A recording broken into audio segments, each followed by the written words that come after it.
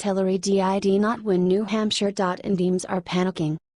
President Trump won the election fair and square, but more and more evidence keeps piling up that his big win might have been in spite of Democratic voter fraud. First there was the study suggesting millions of non-citizens voted. Now there appears to be evidence that thousands of non-residents may have actually given a whole state to Hillary Clinton. New Hampshire House Speaker Sean Jasper, R., reported numbers on Thursday that indicate more than 6,500 people registered to vote in New Hampshire using out-of-state driver's licenses, Washington Times reports. Since the election, many of those people, most of whom were from nearby Massachusetts, never got an in-state license. Some have suggested the state's same-day registration rules could be to blame, as people from Massachusetts, a solidly blue state, could travel to New Hampshire, vote, and then leave in one day.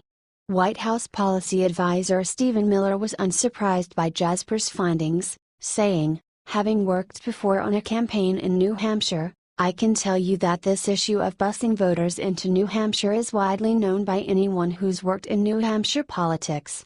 It's very real. It's very serious. This morning, on this show, is not the venue for me to lay out all the evidence. Leave it to Democrats to travel for miles around just to tell other people how they should be governed, in a state they don't even live in. Here's the three numbers you need to know. 6,540 people registered and voted on the same day, November 8, by showing out-of-state licenses. About 5,300 of those people had not received a New Hampshire driver's license or registered a vehicle in New Hampshire several months later. President Trump lost New Hampshire by 2,736 votes. This seems like pretty strong evidence of suspicious voting activity, with real consequences for elections. Don't be surprised if you don't hear the media advertise this though, and this absolutely needs to get out there, so share it loud and proud, patriots. H/T Washington Times.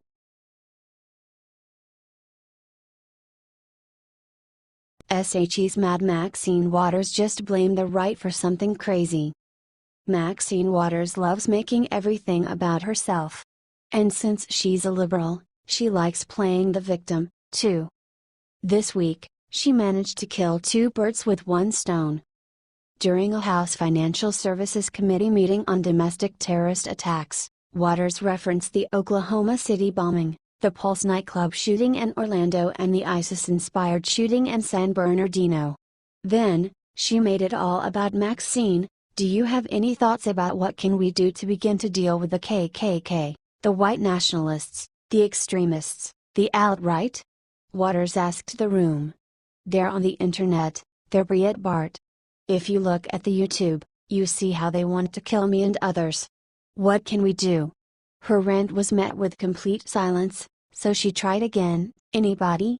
The room was likely taken aback by the Congresswoman's off-topic and bizarre tirade. You can almost hear them thinking, Breitbart is trying to kill her? Really? But Mad Maxine doesn't care.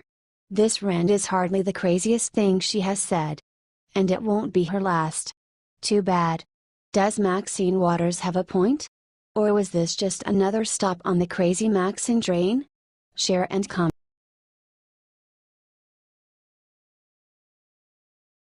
Melania just revealed one of her and Barron's favorite things, and then did something incredible. Melania and Barron are very close. She is famously protective over her 11-year-old son, keeping him out of the spotlight and helping to ensure he has a normal childhood. She's a great mother, and also a great First Lady. September 6th this week was National Book Day, and Melania got on Twitter to encourage everyone to take time to sit down and read a book. It's a great message, but it didn't end there. Melania revealed that one of her and Barron's favorite books to read together is Dr. Seuss' The Places You'll Go.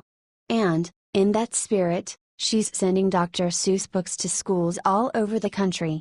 She will be sending one school in each state a package of 10 books, including classics like Green Eggs and Ham, The Cat in the Hat, One Fish, Two Fish, Red Fish, Blue Fish, and of course, The Places You'll Go. Each package will contain a letter from the First Lady, saying, "Getting an education is perhaps the most important and wondrous opportunity of your young lives. Remember, The key to achieving your dreams begins with learning to read.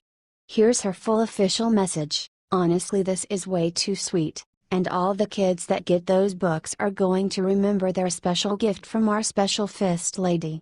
Melania truly has a heart of gold and is looking out for America's kids. Let's get some positive news in our feeds by sharing this far and wide.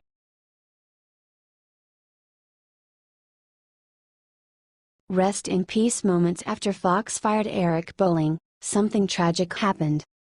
Today is a very sad day for Eric Bolling and his once thriving family. Just yesterday he learned he was being fired from his job at Fox News over allegations of decades of sexual harassment by employees and guests alike.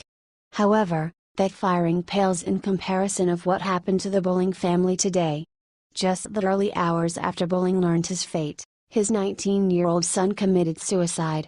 According to reports from TMZ, Eric Bolling's son, Eric Chase, was heartbroken by the controversy around his dad.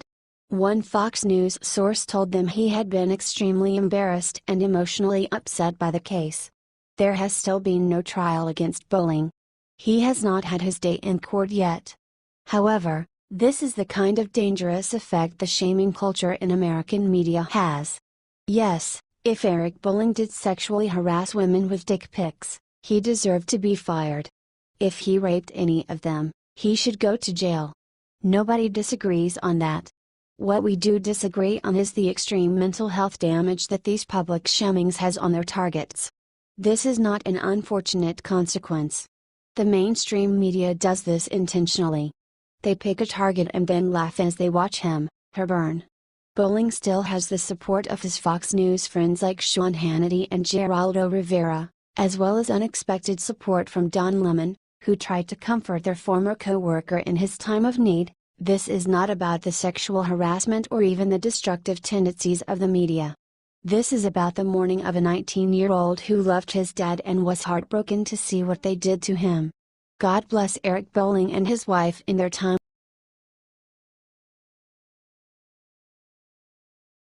This is the girl Anthony Weiner was sexting. See how she used him to con Hillary Clinton.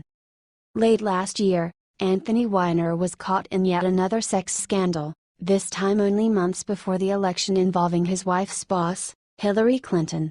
The repercussions of this scandal cannot be overstated. Not only was the move bad PR, the investigation also spawned a reopening of Clinton's email probe just days before Americans went to the polls. One could argue that it was the sexting scandal that ended a presidency before it even began. Clinton certainly seems to think so. But here's the best part: the 15-year-old girl at the center of case might have set Weiner up on purpose. I knew that Hillary Clinton would be running for president in the year 2016, she told Inside Edition in an exclusive interview. I wanted to see if Anthony was still up to the same antics. And, boy, was he. After the teen sent Weiner a direct message on Twitter, the former congressman responded within minutes and soon they were sexting away. I was disgusted, she said when Weiner sent her a shirtless image of himself and his son. That's part of the reason I came forward. Soon, the story blew up, and so did Clinton's chances of becoming president. What do you think? Did this young girl cost Hillary Clinton the presidency? Share and comment with your thoughts.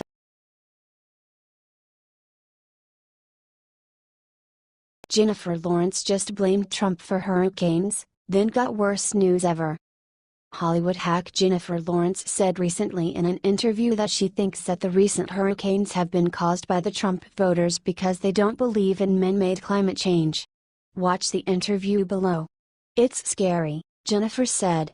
You know, it's this new language that's forming, I don't even recognize it. It's also scary to know that climate change is due to human activity, and we continue to ignore it, and the only voice that we really have is through voting. And you have voted very recently, as a country, the interviewer said. And we voted, and it was really startling, Lawrence responded. She then tried to make it seem that Mother Nature's rage and wrath against Trump supporters was bringing the hurricanes. You know you're watching these hurricanes now, and it's really hard, especially while promoting this movie, not to feel Mother Nature's rage and wrath, she stated. These liberals blame everything on Trump, Even though hurricanes have been striking America for hundreds of years, liberals are still trying to blame Trump. Let's send this Hollywood hack a message.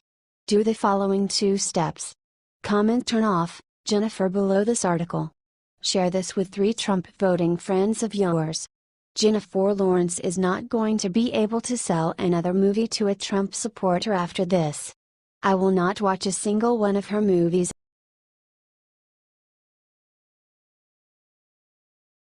Melania sent message to Hurricane Irma victims, suddenly something disgusting happened.